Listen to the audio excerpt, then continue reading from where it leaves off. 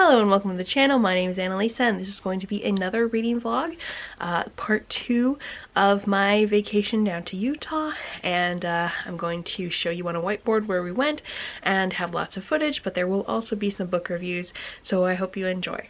So we're back to the map again. This time it's just of Utah. Last we left off, we were in Torrey, which is right up here, and we had come from up north in Washington down to Nevada, and over we saw Zion, we saw Bryce, we saw some stuff down in Arizona, we came back up, we went past Bryce, we went through Escalante, saw some stuff there, went to Torrey. And so now we're about at day 9 of our 15-day vacation. Now, I've put down here some national parks and national monuments. Not really sure what is a national monument as far as what's the difference, but they're kind of less of a big deal. And you don't get charged for going into them, interestingly enough. They are free.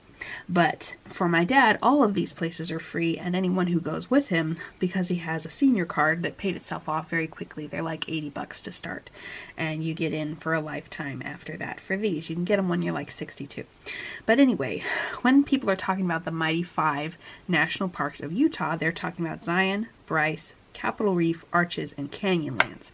And we were able to see all of these. So from Torrey, we went to Capitol Reef, and we hiked up the closest we were able to get to some narrows, which were not as narrow as, say, Antelope Canyon or Secret Canyon down in Arizona, but they were very nice. They were hugely tall, and we felt very small, and relative to their tallness, they were very narrow, and the hike through those was very pleasant because it was flat. That hike gets less flat as you go farther past the narrows, but we just went to the narrows and went back, and that was delightful. Then we went up to a place called Sunset Point, I think, looked at some pretty views there, and saw the gooseneck part of the river, and that was very enjoyable. And then the next day we went back through Capitol Reef, did a hike in Capitol Reef, which I begged off on, and you'll see that in this clip here. Hello there, it's Friday, November 1st, day 10. This morning we left at about 8:45 so that we could get to the Gifford homestead a little bit after 9. So that we could get their pies, because we stopped by yesterday and they were sold out at about 2 p.m. So we did manage to get there in time for pie and cinnamon rolls. So we have acquired a cherry pie, a strawberry rhubarb pie, that one's mine, and then a mixed berry pie, which is my mom's, and 2 giant cinnamon rolls. We each got our own pie because the pies are mini pies. They're about that big. And so that's exciting. Then we drove over to another place that was too crowded yesterday to check out, a hike, which is a hike to a arch, which it's about 2 miles total, but this one wasn't on my planned itinerary. We just saw the sign and were interested, and nobody looked closely enough at the sign to see what the elevation gain was. It's 400 feet, which is too much for me. My parents can manage it, so I let them go on by themselves, but my max is about 200 feet, I've found. And I've been reading Not Quite a Ghost by Anne Ursu. And this one was recommended relatively recently by Kara from Wild Book Garden, and she talked about how it has chronic illness rep, and talks about how a lot of women especially are not listened to when they have a chronic illness of some kind. And it's also a retelling of the Yellow Wallpaper. So both of those things really interested me. It's middle grade, so I'm really interested in seeing how this goes, and I'm already liking it pretty well. I think I'm about 75 pages in. Then we headed on out, went up to the highway, big old highway that goes like this, and then down to Moab. We checked into the Arches Visitor Center. Again, I was having a bad day, headache, and feeling badly wise, so we didn't do a hike there. We just checked out the visitor center and took some brochures and maps so that we could plan for the next day. Stayed in Moab, which is a very touristy town, and also we went to their little museum and found out that there was a Japanese internment camp right next to Moab. And so they have about half of their town museum is dedicated to that, which I think was very well done. And then the next day we went back up to Arches and saw lots of beautiful things. See Delicate Arch, which none of us were that excited about just because it's famous. It's not that cool looking in our personal opinions. So we saw it from far away. We didn't hike up close because that was kind of a strenuous hike. Then we hiked a couple miles to see Landscape Arch, which was something that I was looking forward to. And then something that I didn't even note down that I wanted to go see ended up being our favorite, which was Double Arch. Very cool looking. It's a pothole arch, so it actually starts differently from some other arches where it starts out as a puddle on top of a mountain hill thing, and it wears down and then leaks out the bottom, so it's open to the air at the top and then comes out the bottom like a tunnel. And in this case had done that in two different directions, so there were two arches and then it was also open to the air above, so that was very cool looking. The next day it was scheduled to rain all day, so we decided to go south from Moab and go down to a museum called the Edge of the Cedars State Park Museum, which has some pueblos, which are old dwellings that were built by the Pueblo people who lived about 800 to 1,000 years ago in these buildings and then abandoned them. We're not totally sure, but we think partially because of other people encroaching on the land and also desertification in some cases. And it was really interesting to learn about them and how they traded with other people all across basically the southern US and into Mexico. And this actually had an artifact that had macaw feathers on it, which is a bird that is native to Mexico. But yeah, it's believed to be a sash of some sort that would have been used ceremonially because it was very, fancy and would have been hard to get a hold of those materials, so it would have probably been used on special occasions. But at this place you actually get to go down into the kiva, which is an underground sort of structure beneath the dwellings of the Pueblo people who and it was a place for ceremonies and also sort of a gathering common place where mostly the men would gather and the men would do the ceremonies. They were built in such a way that airflow would come in and take smoke from a fire up through the middle hole that people would come down and up through, and part of some of the ceremonies was going up into the outer world through the smoke, which is very interesting. We also learned a lot about the beliefs that were common to these people and that are common to some of their descendants, such as the Hopi.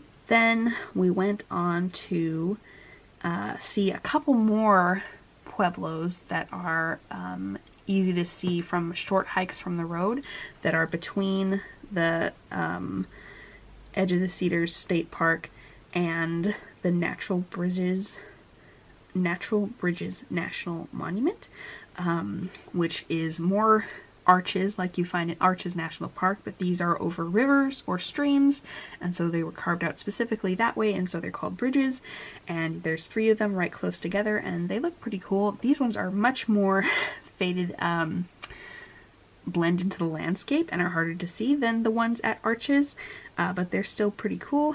So we did all that with on and off rain and snow, and then came back, unfortunately hit a rainstorm, a snowstorm on the way back to Moab. There's a little pass with little bitty hills and mountains here, so we had to go through some storms to get back to Moab, which was stressful, both for my mom and me as co-pilot slash navigator. Next day which was our last full day in Moab, we went to Canyonlands and saw some very impressive canyons. There's 2 huge canyons in Canyonlands, which are of the Green River and the Colorado River, and there is a point where those 2 come together, those big canyons, and also the rivers.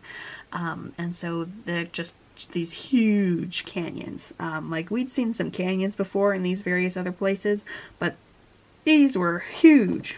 Very impressive. And there were also some Puebloan granaries that we were able to hike to, which was quite scary because it's on the edge of a cliff basically, and you kind of have to sidle along the cliff, and there's not much place to put your feet, so that was kind of scary. And I kind of I was kind of worried about my parents doing it, but we all managed to survive and got to see those granaries up very close. So last night I finished Not Quite a Ghost. I really enjoyed it. I actually read about 100 pages in a sitting, which has been really unusual for me for most of this year, but it was just really well done, and it was exciting with just the right amount, so it wasn't like stressful, but it was exciting. And so we learned more about the creepy wallpaper and what's going on with that, and we learned more about what's going on with the main character's body, and we also have progression of her friendships, that she's dealing with her old friends changing their behavior when they hit middle school, and meeting new friends. And I really liked how this progressed. I was worried a little bit because Kara had said that there was some medical gaslighting in here, or doctors not believing the main character, that she had this illness going on, and so I was kind of nervous that that would F me up, but because of the way Kara described it, I thought it was probably handled in such a way that I could handle it well, and it was. So I've had my own issues with that, as most people with chronic illnesses have. Some of it's due to medical misogyny. It can also be due to medical racism, especially against Black people, and especially double against Black women. And then it's also just people not liking, doctors not liking not having the answers, and a lot of times you don't have the answers with chronic illnesses. So, and with rarer things, I really liked how that was handled. I think although a lot of families can be super unsupportive, much like Kara said in her review, having the family of the main character believe her really, I think, made it not so discouraging that it would be too discouraging for a young reader to read this, because this is a middle grade. So I think that made it a lot easier to handle. And yeah, and then you have to deal with the creepy wallpaper thing. So overall, I just think it was really great, and I gave it 5 stars. And that was the last non-traveling day of our vacation. So on the way back, there's this big highway that goes like this through Salt Lake City. We were able to cut some of that off and go like this, and up through Salt Lake City, and then up into Idaho, back to Twin Falls where we stayed again, and then on back home. And all our animals were in good health and everything was great. While we were driving, it was election day, so that's a thing. And it's 2 days after election day when I'm talking to you now, so yeah. I'll leave you to listen to the book review that I did of the book that we listened to, basically from, I think we started it in our early days in Moab and then listened to it all the way home. That was a very interesting book, so enjoy this review, and thank you so much for watching, and I'll see you in the next video. Bye! So the last book that we listened to in the car was called Ghost Soldiers.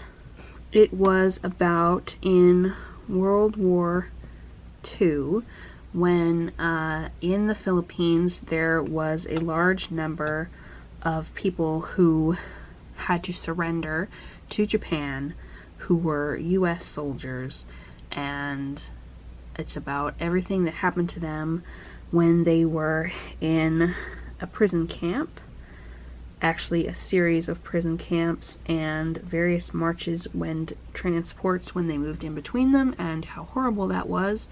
And it's also intermixed with the story of how they are rescued.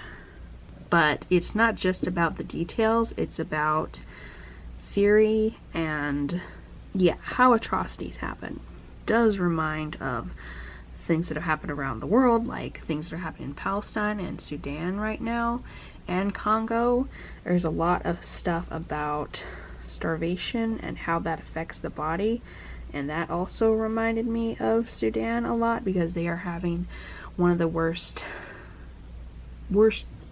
large-scale famines in the world right now. And obviously, so is Gaza. A couple of million versus many millions in Sudan. But very similar in like what's happening and what's going to happen if it continues on for multiple years. Because in this case, in the prison camps, the soldiers were starved for multiple years, and all sorts of things happen when you have vitamin deficiencies for that kind of period of time. So some of the theories about how atrocities happen are that dehumanization plays a big factor. So does nationalism, where the only people who have it right and the only people who are people from your own nation. And then there's just following orders. There was a big focus in Japan at that time on following orders. And we all know that that was a big factor in the European front as well. A lot of people have a much easier time justifying horrible things if they are following orders, and how if you don't believe in kind of free choice, and that maybe you should think about your actions regardless of whether you've been ordered to do them or not, that puts you in a lot more danger of just one evil person being able to order a whole lot of people to do an evil thing. Or in one case, the Japanese soldiers were ordered to get the American soldiers who had surrendered to a certain point by a certain time by marching them, and they were too ill to march because they had already run out of food before they surrendered, and that's kind of why they surrendered. And so they killed anyone who couldn't march fast enough, and that was part of feeling like they would be in big trouble, or they would just be, it was just a horrible thing to not be able to complete your orders. So that was a factor. And yeah, overall, the balance between action and theory was like really well done, I think. And I think that it did a good job of describing all the horrors for like, not for shock value or anything like that. It was like really done to try to make people see that if you let wars happen and you let those three factors happen, you're going to see atrocities. So yeah, I really, really think that's a great book. But major trigger warnings for all sorts of things.